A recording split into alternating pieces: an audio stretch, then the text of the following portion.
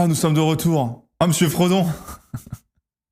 Monsieur Frodon, nous sommes de retour. J'espère que tout le monde va bien. Très content de vous retrouver pour ce live. Très content de vous retrouver pour... de retour. On est de retour. Vous vous souvenez du goût des fraises, monsieur Frodon? Le goût des fraises, monsieur Frodon. Bonjour à toutes et à tous. J'espère que vous allez bien. Bonjour la team. Bonjour Daxenou. Bonjour Arbad. Bonjour Coco. Bonjour Pims. Bonjour Sivel, évidemment. Bonjour à Bisounours, à Gibozar aussi. J'espère que tout le monde va bien. Salut Mardolchi. Bonjour Liaccess aussi. J'espère que vous avez la forme. Je suis très très très content de vous retrouver pour redébriefer un petit peu quand même sur ce qui s'est passé, parce que voilà, on a quand même vécu. Punaise, la dernière fois qu'on s'est parlé, on était sur un bateau. C'est ça qui est fou en fait. On a passé 10 jours sur un bateau et là en fait on est de retour à la maison et ça c'est magnifique. Bonjour Nadrassir, merci pour le 53e mois et merci beaucoup. Ed Wimper, merci pour le 9e mois. Merci Riff pour tout ce que tu nous proposes. Ta dernière expédition en pleine mer était incroyable. C'était un énorme plaisir de t'écouter en travaillant. Signé un nouveau passionné de CK3. Merci beaucoup. Ça fait très plaisir. Bon retour Riff. Merci beaucoup. Merci beaucoup tout le monde. Écoutez, sachez que je suis ravi d'être de nouveau devant vous. Alors sachez que j'ai encore la tête qui tourne, hein, pour de vrai. Là, être avec les écrans à côté, etc., je vous jure que c'est vrai. J'ai pas le mal de terre parce que ça me met pas malade, mais j'ai vraiment la tête qui tourne depuis que je suis rentré. Et je suis pas encore 100% stable sur les appuis, tu vois. Mais quelle aventure de dingue on a vécu là sur cette sur cette aventure, sur cette traversée, puisque je le rappelle, donc je suis parti il y a de cela 10 jours. C'était le 11 départ, le 10 ou 11 novembre 2025, et j'ai traversé donc l'Atlantique à la voile sur le Sodebo Ultime 3, donc qui est l'un des... Et j'aime bien le rappeler parce qu'en fait, il faut qu'on se rende compte de la dinguerie. C'est juste l'un des bateaux les plus rapides de la planète, notamment quand il s'agit de course au large. Et donc, on a eu la chance d'avoir Sodebo qui nous a proposé de cette aventure. Et donc, on vous l'a fait vivre jusqu'au bout. Et ça, c'était fou. Jusqu'à l'arrivée, Oula. Non, mais tout va bien, hein, c'est normal. Hein. Ne vous inquiétez pas, c'est normal. Hein. Pourquoi j'ai ça encore? Tout va bien. Non, c'est autorisé, vous avez le droit. Hein. Donc non. Hop là, attendez. Tic. Hop. Donc on vous a fait vivre ça pleine balle, on va dire jusqu'à l'arrivée. On était arrivé à Lorient, c'était incroyable. Quel souvenir de fou. Avec le soleil, avec les... c'est dingue. Avec la carte et tout. Putain, ça rendait bien, c'était pas mal en streamant, ouais.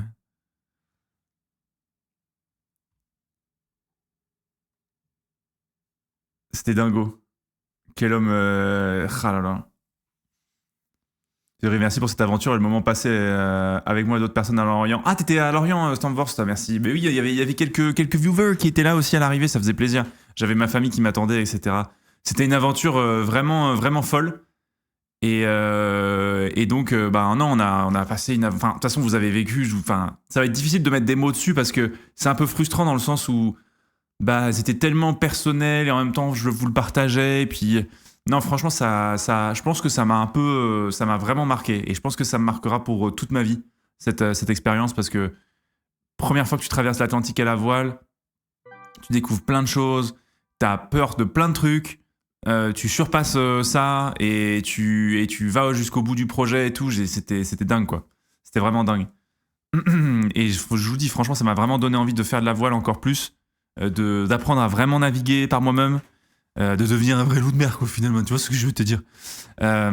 Et donc pour ça, ça m'a vraiment donné envie, ça m'a donné ce goût-là, et d'en apprendre plus sur le monde de la voile aussi, tu vois, de comprendre plus, sur plein de choses, sur la météo, sur sur le sport en lui-même aussi, sur le monde, sur la conception des bateaux. Enfin bref, ça donne plein d'envie et c'est vraiment exceptionnel.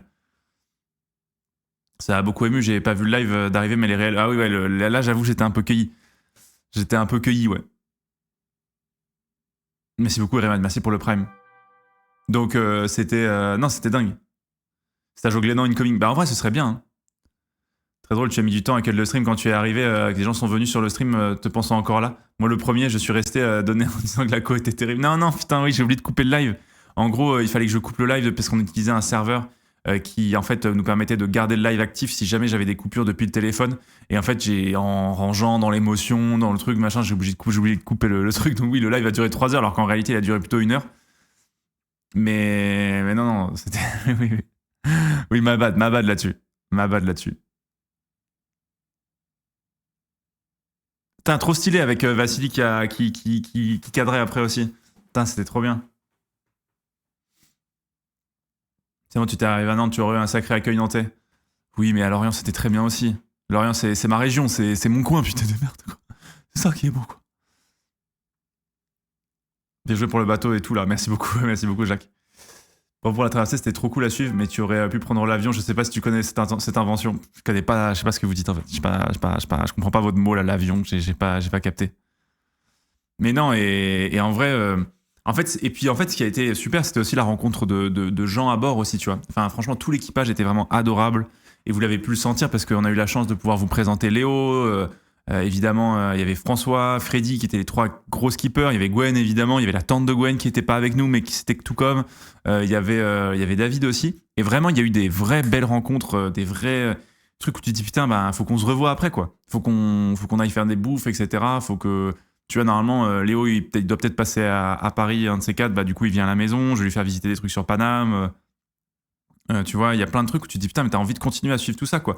Moi, j'ai trop envie de continuer à suivre Léo dans son projet Ocean 50 parce que maintenant, il va être skipper principal sur l'Ocean 50. Donc, ça donne trop envie de continuer à suivre ça et de soutenir, en fait, de les soutenir, quoi. C'est devenu des copains, quoi. Tu vois ce que je veux te dire? C'est serré, quoi. Dire que ça rapproche de ouf une aventure en mer comme ça. Ouais, je veux dire que ça, ouais, bah fatalement, ouais. Bah, à un moment donné, quand tu regardes autour de toi et qu'il y a que la mer, et que tu te dis bon bah on compte sur les gens qui sont là, quoi, putain. Et ça rapproche, quoi. Ça, c'est une évidence.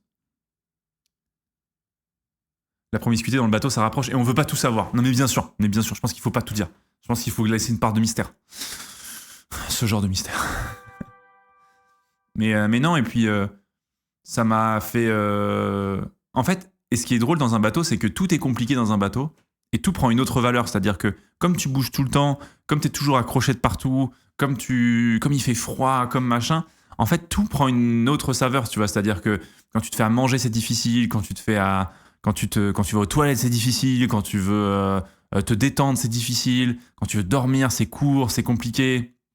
Donc en fait, tout est plus. En fait, ça te met vraiment dans une difficulté, quoi. Ça te met vraiment dans la difficulté et ça te rappelle que putain, les choses simples de la vie, elles peuvent être compliquées, quoi. Et donc, moi, je trouve que ça m'a vraiment permis de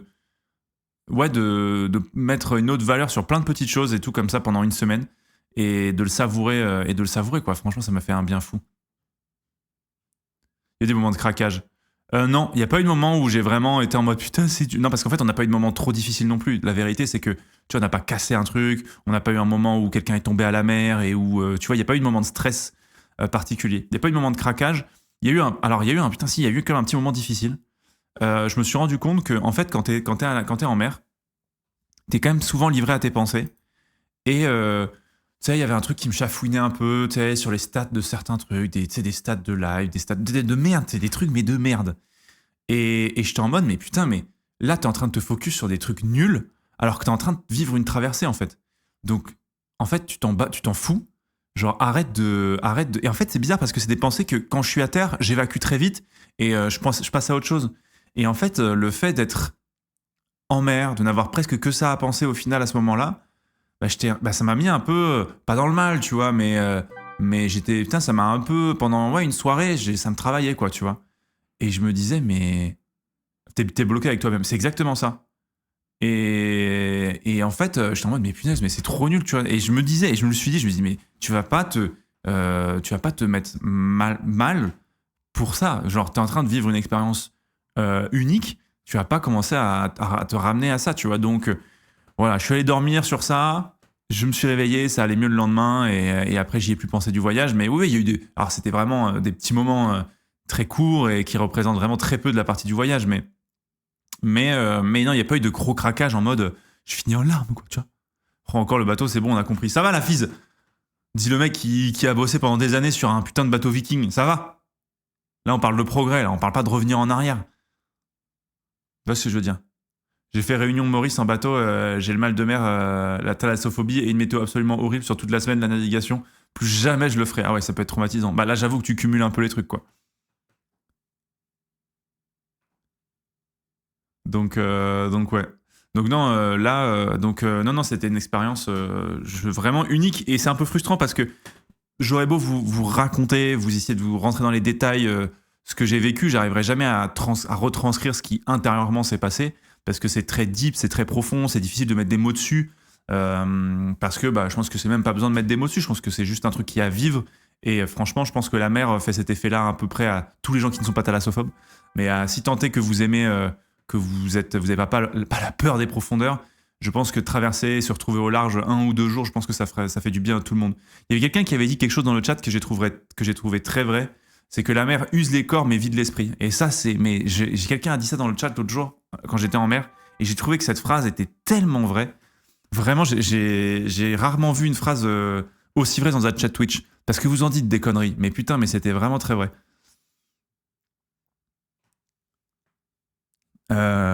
Mais mais cette phrase-là, elle était vraiment très très vraie.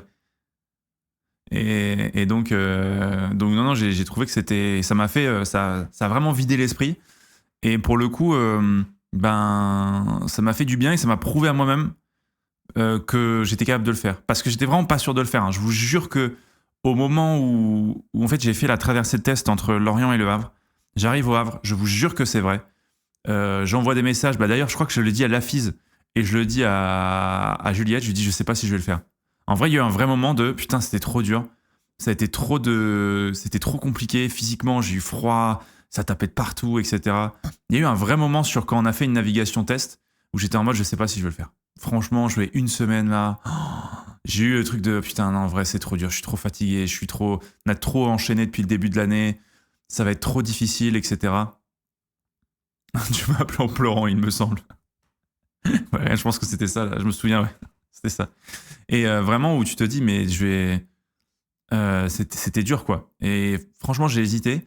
C'est pour ça qu'on a prévu un peu en dernière minute le petit séjour à Rome avec Juliette, avant de partir, parce que j'avais besoin un peu de recharger les batteries.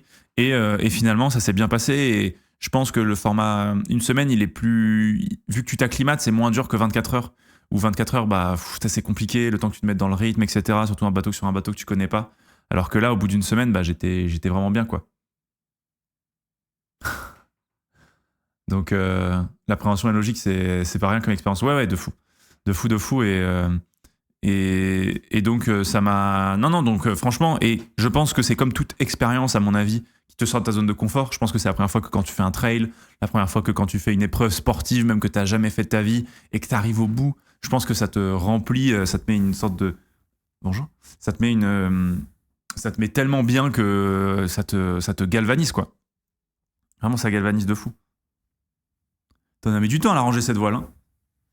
Donc, ouais. Bonjour Clacla. Est-ce que je t'ai manqué, Clarisse? Moi, oui. Oui, je lui ai manqué. Salut Rive, bon retour sur Terre. Ça a l'air d'être fou cette traversée. Franchement, c'était dingue. C'était dingue, c'était dingue. Et non, non, je me suis vraiment, vraiment régalé. Et franchement, merci à Sodebo d'avoir joué le jeu parce qu'en vrai, ils étaient hyper ouverts sur tout. Ils étaient hyper chauds de faire ces lives-là. Merci beaucoup à l'équipage d'avoir joué le jeu aussi des lives parce que bah, c'est un univers qu'ils connaissaient pas. Et sachez que c'était trop mignon de les voir découvrir le chat Twitch. Ils étaient en mode, mais c'est trop bien de live sur Twitch et tout. Les gens, ils réagissent, ils sont gentils, ils disent des blagues, ils sont trop drôles et tout. J'ai dit, ben, alors ils sont pas tous très drôles. Je leur disais, Sivel par exemple est pas drôle du tout. Mais oui, oui, les gens, oh oui, bébou. Les gens sont cool sur Twitch. Et franchement, c'est ça qui est trop bien dans l'expérience Twitch. Et tu les voyais, ils étaient en mode putain, mais on devrait faire des lives tout le temps et tout. On devrait ouvrir une chaîne Twitch. Alors je leur dis, alors, oui, vous pouvez ouvrir une chaîne Twitch, mais c'est vrai que Twitch, ça peut mettre un peu de temps à monter, c'est pas facile, etc. Et bref, c'était trop drôle de les voir. On devrait faire des lives tout le temps et tout. J'ai dit, mais oui, mais faites des lives plus souvent. Donc non, non, c'était drôle de les voir vivre ce truc-là et de le découvrir parce que c'est vrai que, en fait, c'était marrant parce que ils prenaient un peu ma place dans le côté être émerveillé de tout. Tu vois, moi, j'étais émerveillé de ce que je voyais sur le bateau. Eux, bah, forcément, c'est un peu plus leur habitude. Donc, ils sont plus il y a moins ce côté émerveillement, candide du début.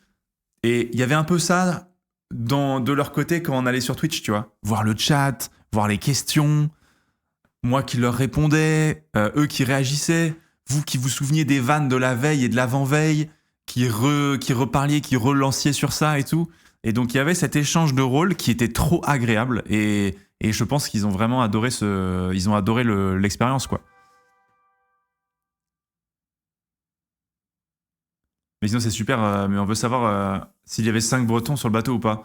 Putain, mais je crois il y avait 5. Bah non, il y avait sur 7, on était 4 Bretons. On était 4 Bretons. Mais je vous jure, par contre, ça m'a vraiment donné envie de faire une vidéo sur Magellan. Parce que, en fait, tu comprends mieux certaines choses. C'est-à-dire qu'il y a tellement de trucs où, t'imagines, nous, on allait à 30 nœuds par moment. On est même monté jusqu'à 40 nœuds à un moment donné. Je vous jure que c'est vrai. Et je vous jure que c'est terrifiant. Quand t'es en pleine mer, à 40 nœuds, j'ai juste envie de mourir, en fait. J'ai envie de disparaître à 40 nœuds. Et en fait, quand t'apprends que Magellan, il a traversé l'Atlantique, qu'il a fait même le tour du monde, alors il n'a pas fini, mais l'expédition Magellan a fait le tour du monde sans savoir où ils allaient, à 5 nœuds, maximum 5 nœuds, ah, ça va, ça va aussi. Ça va aussi. On en a marre. T'imagines à 5 nœuds. Ah, voilà, bah nickel. Et bah, voilà, bah, on traverse l'Atlantique, j'espère que vous êtes prêts. Donc, et maladie et tout, en plus, ouais, la bouffe, machin, enfin bref. Et puis surtout que, en fait, il y en a qui ont. Enfin bref, c'est trop intéressant et je trouve ça trop cool de faire un sujet sur Magellan. En plus d'avoir le regard de certains. Tu sais, des mecs comme Thomas Coville, par exemple, qui est le skipper officiel, avec qui on a parlé de ça. Lui, il est fasciné de Magellan et tout, ça serait trop cool de faire un sujet là-dessus. Un nœud, c'est combien de kilomètres-heure? Un nœud, c'est 1,8 km/h, si je dis pas de 1,6 km/h. Donc c'est moins de 10 km/h en gros, 5 nœuds. 1,852, ouais, c'est ça. 49, faut pas avoir un chat qui traverse. Ah ouais, je te jure, à 40 nœuds, tu tapes un truc. Tu tapes un cétacé à 40 nœuds, je pense que tu casses le bateau. Mais. Ouais. Vidéo 24 heures en tant que navigateur sur une réplique de l'époque avec un invité, ce serait banger. Alors là, il faut avoir une réplique de l'époque et il faut avoir les gens qui savent le faire naviguer. Donc, ouais. Sorry, bonjour tout le monde. Très content d'avoir pu. Hop là. D'avoir pu discuter un petit peu avec toi sur ce ponton à ton arrivée. C'était bien sympa de pouvoir rencontrer toute l'équipe. Ah, bah trop bien, Darwin, ça fait plaisir. Merci à ceux et celles qui sont venus, ça faisait plaisir. Il y avait quelques personnes, ça faisait vraiment chaud au cœur. Merci beaucoup, Obscu, merci beaucoup, Salade Vieillissante, merci pour le Prime et l'abonnement, merci beaucoup.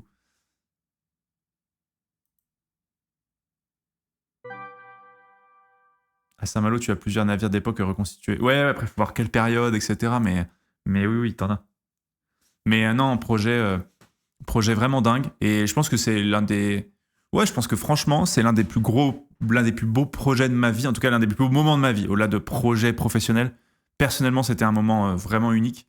Et ouais, je pense que c'est l'un des plus beaux de ma vie, si ce n'est le plus beau en tant que moment vécu, qui est. Ouais, ça, c'est une évidence.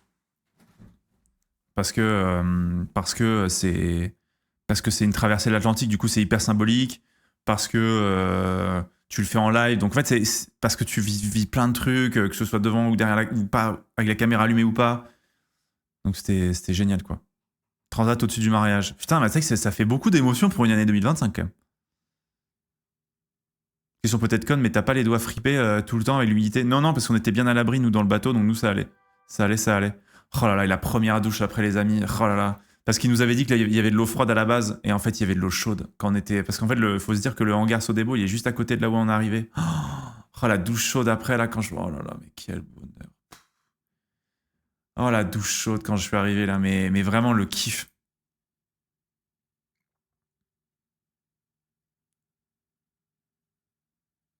Ah, mais vraiment, c'était dingo.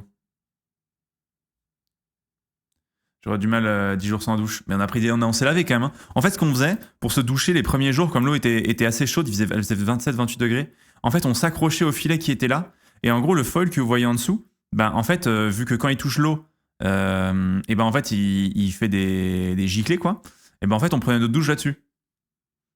En fait, on allait sur le filet, on s'accrochait au filet, on prenait un petit gel douche, hop, tac, tac, tac, et on se prenait la douche directement sur le filet, quoi. Et après, on allait se rincer à l'eau douce. Donc, à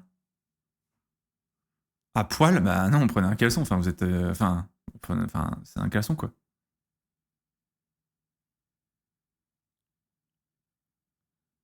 Entièrement nu entre hommes bien virils, tu vas faire tourner des têtes à dire ça. Vous êtes fous. Enfin, genre, calmez-vous. Calmez-vous. Non, non, on n'était pas à poil, on était en calbar, quoi. En classique. Avec des viewers qui couraient derrière le bateau. À poil entre marins, bah ouais, non, ouais. Quand on peut pas courir la gueuse, quand ça fait longtemps qu'on est en mer, on sait se réchauffer, quoi, putain. Putain, un jour, il faudrait faire un travail historique sur l'homosexualité dans le monde des pirates, quoi, putain. L'Hermione réplique du bateau historique de Lafayette a besoin de financement pour ne pas disparaître. Je pose ça là au cas où. Ouais, je sais, mais il demande beaucoup d'argent. C'est dur, hein, franchement. Il demande combien Lafayette pour la reconstitution? Putain, il demande tellement de sous, c'est tellement dur pour eux. J'avoue que le projet est exceptionnel, mais putain, c'est chiant, quoi.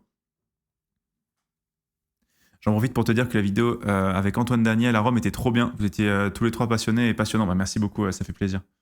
5 millions, putain, bah, c'est un beau event. Hein. Oh, 5 millions, mais comment tu veux trouver 5 millions?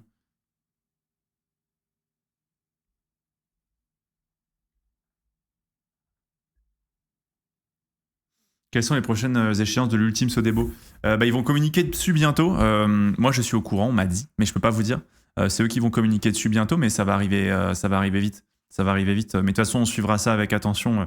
L'aventure avec Sodebo n'est évidemment pas terminée. Moi, j'aimerais bien qu'on continue à travailler ensemble et à faire des trucs ensemble. En tout cas, à parler de voile, ça j'aimerais vraiment qu'on continue à le faire. Sur des gros événements, même sur des traverses. Enfin, tu vois, j'aimerais trop qu'on continue à faire ça. Je trouve ça trop cool. Ah ouais, là, c'était le moment. Oh là là. Et puis, je savais pas. En plus de ça, c'était. Il m'avait pas dit qu'ils étaient là, ma famille et tout. En plus, Juliette m'avait envoyé une photo d'elle au travail. Genre pour me brain.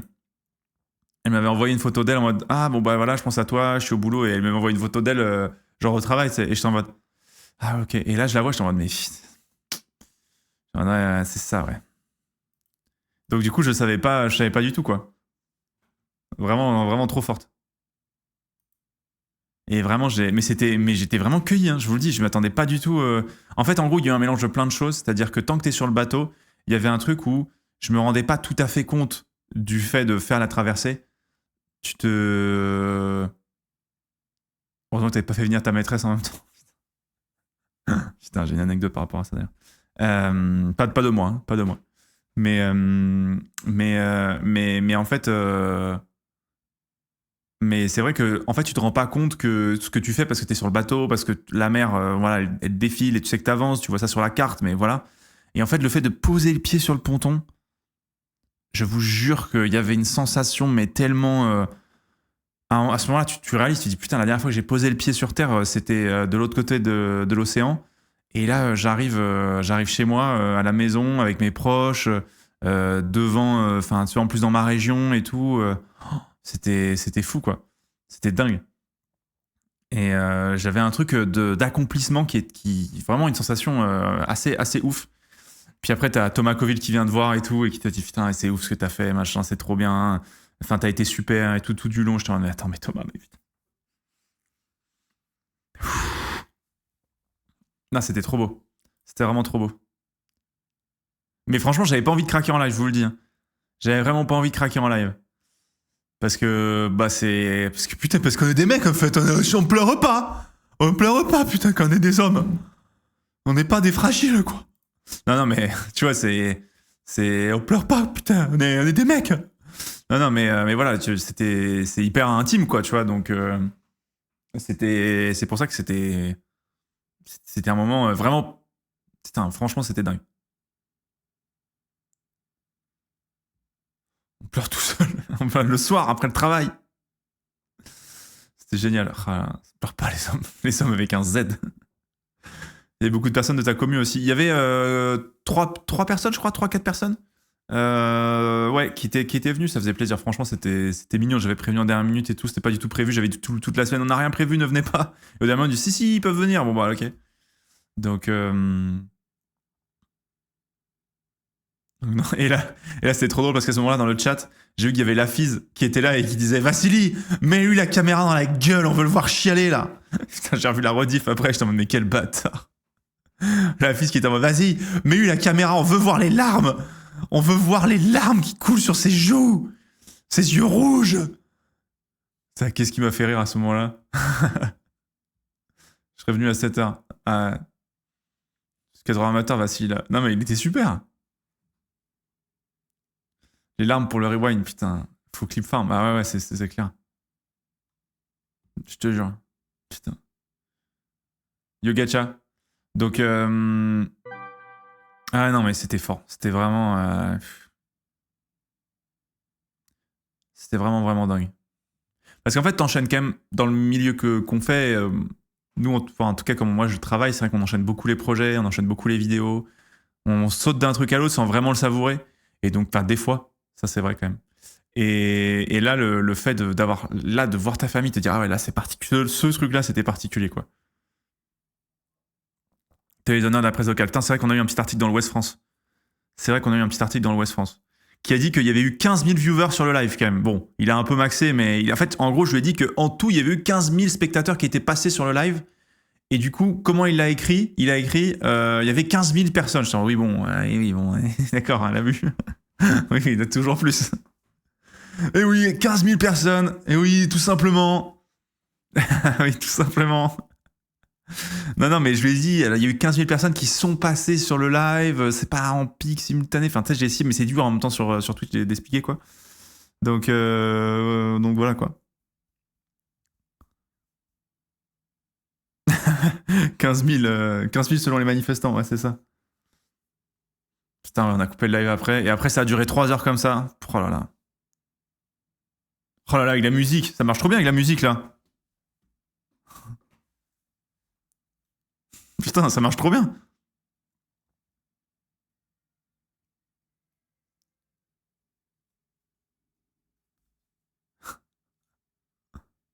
Trop stylé.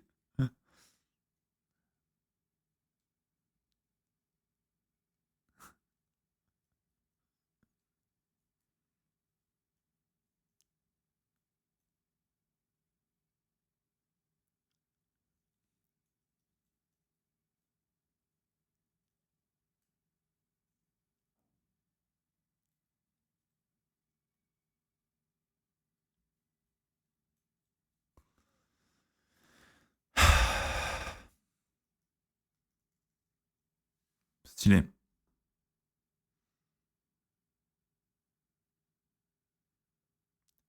Mais ça fait du bien de revenir chez soi, quand même. Après ces expéditions-là.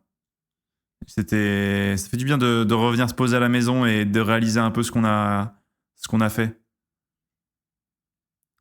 Et je vous jure que je suis revenu. Donc j'ai pris le train l'après-midi pour rentrer à Paris. Je suis arrivé à 19h à Paris, heure de pointe, dans le métro. Je peux vous jurer, la sensation a été très bizarre à ce moment-là. Je vous jure que là, la sensation d'avoir été un peu quasi tout seul pendant une semaine, 10 jours. Et là, de te retrouver dans le métro, j'étais en mode, mais qu'est-ce que je branle là, quoi. Il y a eu un vrai truc, par contre. Il y a eu un vrai moment, un vrai truc de putain, mais j'ai envie de me casser. Genre vraiment, j'étais en mode, mais j'ai juste envie de rentrer en Bretagne. Ah ouais, le moment était, ça a eu une sorte de truc de déphase terrible. From Solomon à bloquer dans le métro. Ah ouais, c'était dur. Hein. Et puis les gens, tu sais, qui font pas attention, qui te frôlent, qui te poussent, qui s'excusent pas.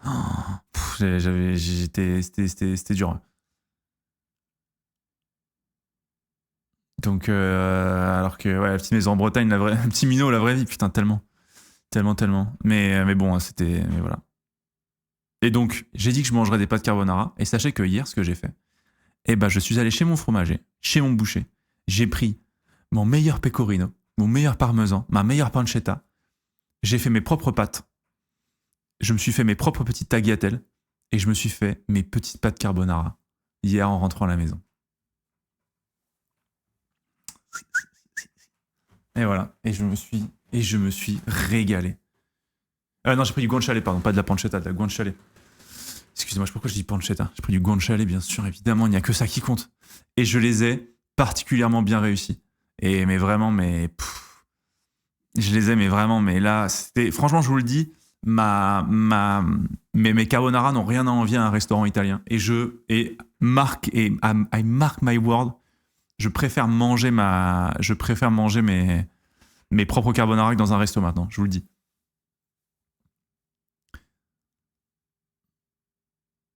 Tu mets de la crème? Bien sûr que non. Bah non, puisque vu que je fais mon parmesan, non, vu que je fais tout moi-même, j'ai pas besoin de crème en fait. C'est bien, mais c'est de la vraie carbo. Vrai carbo avec comment est-ce que je fais? Je mets mon parmesan, mon pecorino, tac tac tac, 3 quarts de pecorino, 1 quart de parmesan, tac tac tac, deux petits jaunes d'œufs pour faire la pâte bien consistante là.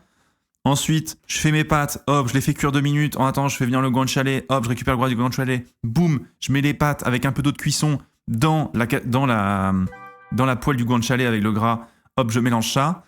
Et une fois que c'est bien chaud, hop, je rajoute la pâte avec du coup jaune d'œuf et fromage dans la poêle. Je mélange tout ça, je rajoute un petit peu d'eau de cuisson pour délier la pâte. Et bien là, comme c'est carbonara, carbo, il faut mettre du poivre, en veux-tu, en voilà, et bam, et c'est parti.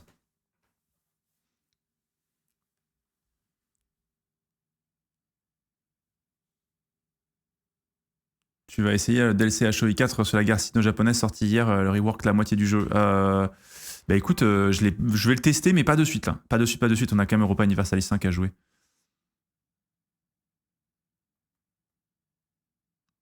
La poêle. À quoi vous dites quoi? C'est une poêle quoi. C'est une poêle. Vous dites quoi, une poêle?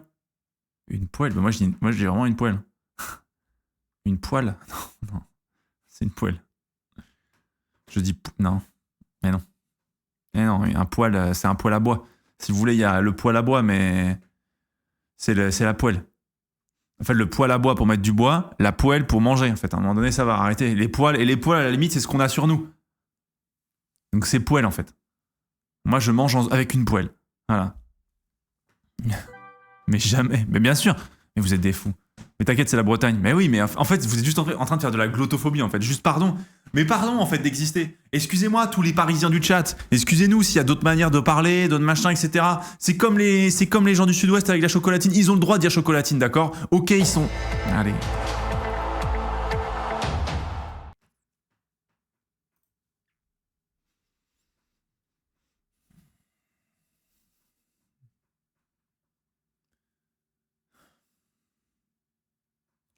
Bref, c'est super ces carbonara. C'était top. Et je n'en ferai pas.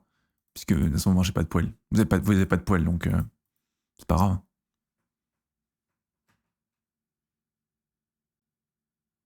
T'as vu que ton Nogodi a fait du contenu de zinzin avec le 15 de France? Mais bien sûr, évidemment. Je savais qu'il préparait une vidéo avec le 15 de France. Elles sont trop stylées.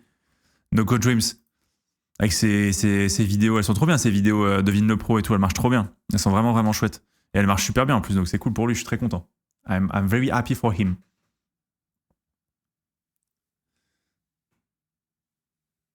Merci beaucoup, Skyjack. Nogodzi. Et son podcast aussi. Oui, punaise, c'est vrai. Oui, c'est vrai. En plus de ça, il a lancé. Mais ça fait longtemps qu'il m'en parlait. Mais effectivement, il a lancé Rugby Confidential. Très cool le projet. Donc en gros, c'est un podcast qu'il a lancé, donc auquel il participe. Hein, il est présentateur du podcast avec Gaël Ficou. Et ça, c'est quand même assez dingue. Ça s'appelle Rugby Confidential. Ouais, cool. Et donc oui, j'ai regardé ça, j'ai vu qu'il avait lancé ça et tout. En plus, il fait ça à Marcoussis, machin. Mais vraiment, je pense que le podcast a vraiment un potentiel de zinzin. C'est les premiers épisodes et je trouve que déjà ça progresse. Je trouve qu'il progresse vraiment bien en termes d'animation. Je pense juste que Gaël, il faut qu'il prenne plus le côté animateur. Et je pense qu'il faut qu'il apprenne à plus, tu sais, vraiment être moins dans l'interview et plus être dans le côté relancer Noé, être plus dans le débat et tout. Mais il y a un potentiel, le potentiel est zinzin. Genre franchement, le fait d'avoir un joueur de l'équipe de France qui est quand même plus proche de la fin que du début, du coup qui a de l'expérience, qui peut vraiment amener ses connaissances sur les joueurs, sur les équipes et tout. C'est zinzin, quoi. Et à chaque fois, ils allaient avoir des invités. Genre, ils avaient Baptiste Serin. J'ai pas écouté encore l'interview de Baptiste Serin, mais t'as des super invités à chaque fois. C'est vraiment bien. Hein.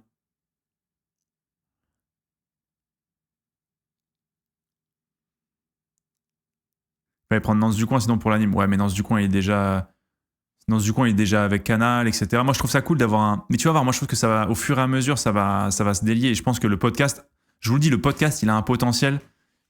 Dans un an, ce podcast, s'ils arrivent à bien le maîtriser, à Gaël à bien prendre ce côté animateur, voilà, le podcast, il est injouable dans un an. Ils ont un joli petit décor, un joli petit setup, petit côté un peu cocooning, un peu, tu sais, un décor un peu brique, chaud.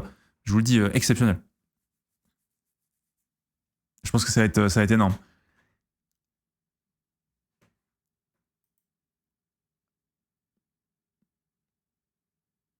Gaël se détend bien sur l'épisode 3, un plaisir. Ouais, ouais, mais ça va être trop bien. Et en vrai, c'est trop bien pour Gaël parce que forcément, et comme il est quand même pas très très loin, peut-être que Gaël va jusqu'à la Coupe du Monde en Australie, puis je pense qu'après, il arrêtera. En tout cas, on sera pas loin de la fin, je pense, à mon avis. Je pense pas qu'il fera 2 Coupes du Monde. Je pense pas. Mais je pense qu'à mon avis, après l'Australie, peut-être. Je sais, j'ai pas d'infos. Hein. Franchement, je vous dis ce que je pense. Mais je pense qu'après l'Australie, à mon avis, on sera quand même pas très loin de la retraite pour Gaël Ficou.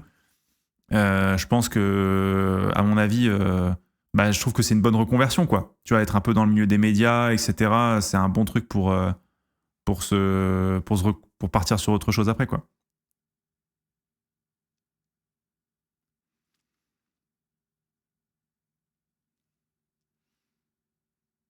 Rivenzi, la Belgique qui ira de la qualif de rugby à un cheveu. La qualif à la Coupe du Monde à un cheveu, je suis dégoûté. Ouais, j'ai regardé le match en direct. J'ai regardé le match Samoa-Belgique. Putain, les Samoa, ils ont tellement mal joué. C'est hallucinant que la Belgique n'ait pas réussi à en profiter.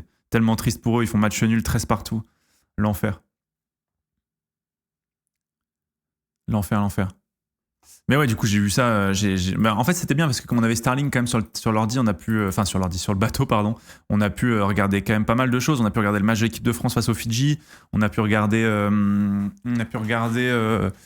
j'ai pu regarder Van Grenoble. J'ai regardé Belgique Samoa aussi. Donc j'ai quand même pu bien profiter du fait qu'il y ait, j'ai quand même pu bien profiter du fait qu'il y ait du réseau. C'était bien cool. J'ai pu regarder BSD aussi. Putain, j'ai regardé. Bah oui, je levais en pleine nuit, donc t'inquiète que j'ai regardé Benoît Saint-Denis aussi. Enfin bref, j'ai regardé pas mal de sport aussi.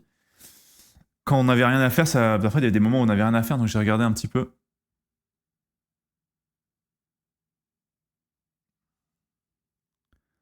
Van au Rosen Park, c'était quelque chose, 30 000 personnes pour de la Pro D2. Ouais, c'est zinzin. Alors, c'est pas la plus grande affluence de l'histoire de la Pro D2, de ce que j'ai compris, puisque la plus grosse affluence de la Pro D2, il me semble que c'est les playoffs du Loup à Gerland, si je dis pas de bêtises, lorsqu'il était encore en Pro D2.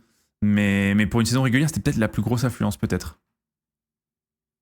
Pour la saison régulière.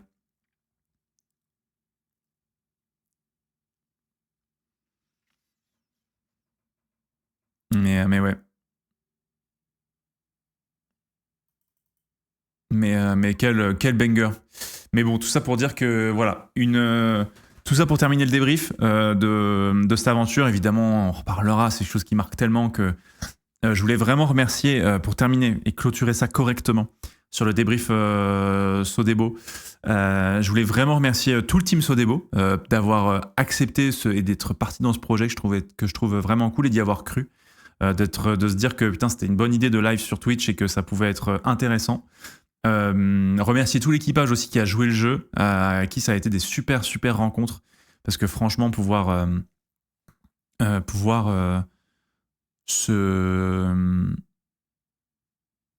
d'une certaine manière rencontrer, discuter avec cet équipage qui du coup découvrait Twitch aussi, c'était super.